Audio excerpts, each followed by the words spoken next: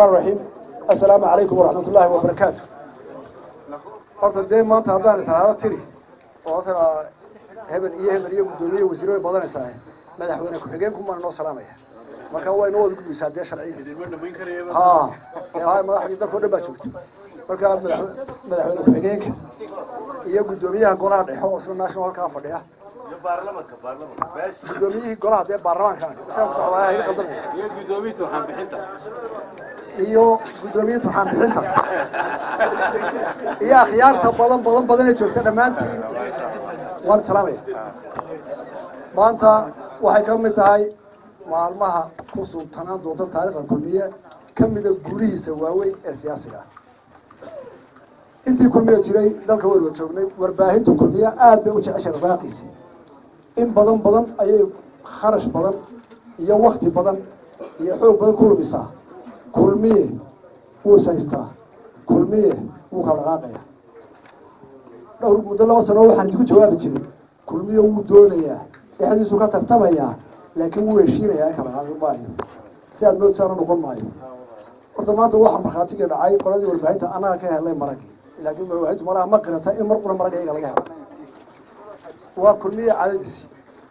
waa xisbi lagu had iyo jeer yidhaahdo way khilaaf badan yihiin way dood badan yihiin waa run waayo dal baa la dhisayaa hawl culus oo qarankao dhan baa kaliya saaran dadka joogana waxaan odhan karaa waa dadkii hawshaa ka soo bixi lahaa dabeetana ra'yigooda iyo afkaartooda way isjiraysaa waa meel lagu karinayo fikradaha iyo doodaha waaweyn ee qaranka lagu dhisaayo markaa inay xumadeedu kululaato oo sidaasi kululaato waa waajib laakiin waa furka tuuray waa lagu khasaarin tiina maanta waa la soo gabagabeeyey waxaan mar labaad umahadnaqayaa guddida odayaasha ahayd ee hawshan inoo soo qabatay odayaasha 10 aad iyo aad baan ugu mahadnaqaynaa hawsha ay qabteen inay iskaga fahamsiiyeen wixii aan ku murmaynay waxa jaba mar walba nin waaya hadday qoys tahay hadday shirkad tahay hadduu kabar yahay hadduu dad yahay ninka cidda jabtaysa kale la qaado waxa weeye cid weyda cid waxa ay ku murmayaan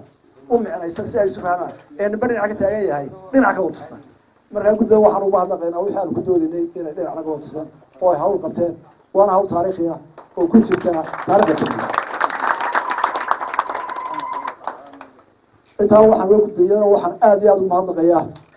haddii aan ahay guddoomiyaha xisbiga kulmiye madaxdii kulmiye ee heer walba leh gudoomiye ku-xigeenada leh guddi fuleed leh gola dhexa leh ee aniga waxay ka tirsatay ama guddidiyada ee ra'yigaanu wadna nala garan weyda u qaatay inaanu awoodii xisbiga annagu wax ku cararna ama wax ku xumeynayno ee markii aanu isu macnayna la fahmayno ugu yimidna aad iyo aad bay mahadsan yihiin waanu uga mahadnaqaynaa lagabta arrintaa waxay dhahaa maadiya maanta inaynu arrintaa inaga dhamaatay oo inagoo mida kulmiye hawsheena qabsan doono shirkeena qabsan doono qolada iyada hoggaanka guddoomiyaha afarta ku-xigeen iyo xogayaha guud ee la yidhi xisbiga 5 sano dambe inaad hoggaamisaan baanu soo garanay waxaan leenahay guddida soo garatay iyo inta ka ajiibtay iyo inta ka ajiib doontaba aad iyo aad baanu ku mahadnaqaynaa culayska aana saarteena waanu garanaynaa annagu waanu sognahay xilkana saaran waana hawl inoo taalla miisaanka ay leedahay in mar laba idhaa hawshaa qabta culayskaada waanu ka garanaynaa noogula soo duceeya sida maxamed daaweysa waxaan dhaafayaa dhowr qodobo ka soo baxay heshiisyadu ilaa shalayta ay soo baxeen wixii dadka ka soo noqday ta koobaad saacaddii waa la bodo waxaa la yidhi dadkii Soomaali wata siyaasadda si wax u wada eegta siyaasaddii intii kale waa raali geliyeen laakiin guddoomiyihii gudda golaha dhexe saddexdii guddoomiyaha golaha dhexe iyaga halkoodii baa lagaga tago waxa lagu tartamo taas waa been horta guddoomiyaha golaha dhexe iyo ku-xigeenadiisa iyo shir guddoonka golaha dhexe laguma doorto kongresska markaa iyaga mawduucoodu mid yaallay ma ahayn wax gaar oo lagooga tago siyaaseen dheeliyo hoos ku jira xisbigana ma jirto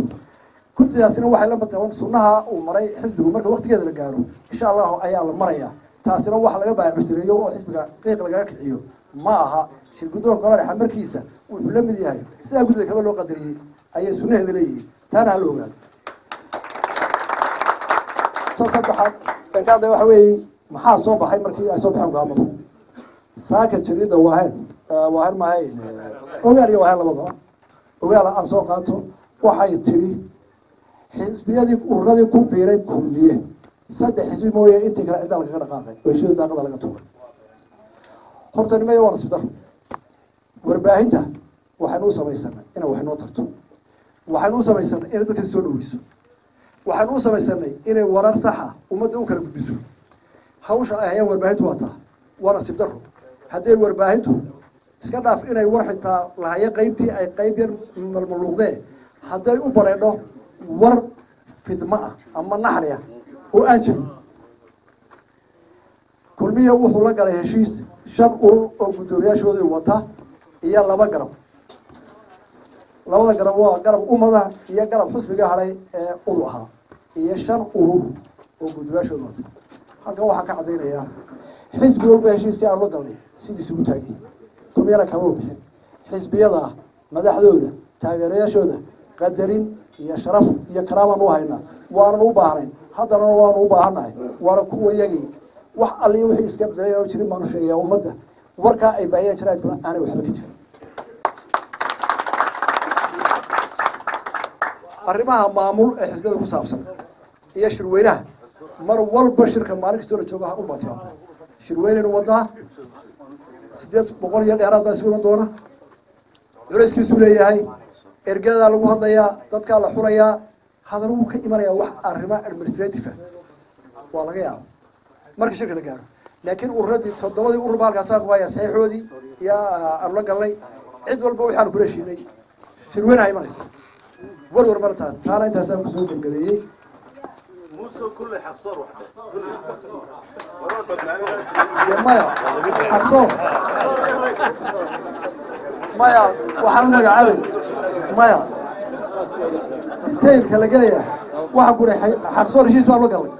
heshiiskii anaga saxaro qiraara heshiiskii disiis ayuu anaga noogu taagay hadaan xisbiga nahay rays si gaara looga hadlay saaka ilaa xasan gaafaani baa xisbiga ka baxay xasan gaafaani baa la xulay xasan gaafaani waa madaxda qaranka marka hore waa nin xisbi soo aasaasay waa siyaasi ururne oo soo taagay madaxda qaranka mida awoodiisi iyo xisbigiisa wuxuu keenay kulmiyana qadarintaas waa hayaa xasan gaafaani wuxuu ka mid ahaa inta aanu rays aasaasin raggii kulmiye aasaasay kulmiye wuxuu iyo gulmi dee jamhuur ma mid doon sheegay waa nintireeya kuwa la galay waa jamhuuri waa dalsan waa damal waa garab uduba waa garab ummada waa xaqsoor iyo rays intii waxay markaa jariyada ogaal aad baan jariyada waxay ahayd inay beeta iska dayso oo intay wadana aniga iga tiri saas u ka tagsiyaasuha taas aan uga markaa laakiin ma yahay in war beero oo asaas lahayn qorto oo waliba hebel iyo xisbiga xasan gaafari 9 gool ku soo celisay tirado cid laga dhaqaaqay ballan baa laga baxay xasan gaafari waana aasaasayaasha kulmiye waana odayaasha qaranka halka jaaris ka banaana waxaan ku soo gabagabeynayaa taageerayaasha xisbiga kulmiye xubnihiisa baaxad waxaan ku taageerayaa waxay noo balaaran midnimo waxay noo balan dalkeena hore u marino waxay noo balan xisbigeena shirka weyn ku soo socdo oo aynu soo wada jira u wada qabsano waxa inoo balana isu dulqaadasho oo haddii aad qadaf tirsato boodadu ma wanaagsanaa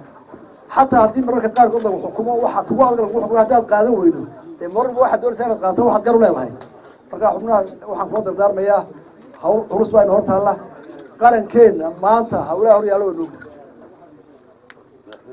inta hawl inoo taallana waynu garanayna oo ictiraafku kow ka yahay oo horumarinta dhaqaale ka mid tahay oo shaqalaantu ka mid tahay waxaa xisbiga kulmiye intaas dhan laga sugayaa waa inuu isagu midnimada iyo dhexda xoojiyaa wasalaamu calaykum waraxmatullahi wabarakaatuh